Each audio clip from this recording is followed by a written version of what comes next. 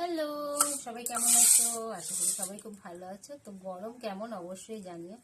তো আজকে বানাবো আমি গরমের জন্য বেলের শরবত। এই দেখো, তো বেলের শরবত কার কার ভালো লাগে অবশ্যই জানিও। যা গরম পড়েছে, একটু ঠান্ডা ঠান্ডা জিনিস হলেই খুব ভালো হয় এখন।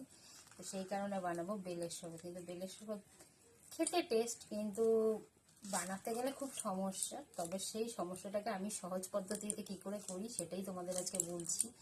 দেখো, বেলের শরবত বানাতে গেলে বীজ ছাড়াতে খুব সমস্যা। তো আমি কি করি, এই যে এরকম ছাঁকনির মধ্যে নিয়ে ছেঁকে নিই। তাতে বীজও যায় না, আঁশটাও যায় না, আর খুব তাড়াতাড়ি খুব সহজভাবে কিন্তু বেলের শরবতটা তৈরি হয়ে যায়। তো কারা কারা বেলের শরবত খেতে ভালোবাসো অবশ্যই জানিও। আমি তো আজকে করছি। আর যদি খেতে চাও, চলে আসো সবাই, একদম ঝটপট করে সবাই চলে আসো। তো কে কে খাবে চলে আসো, আমি ঝটপট বানিয়ে ফেলছি। টাটা সবাইকে।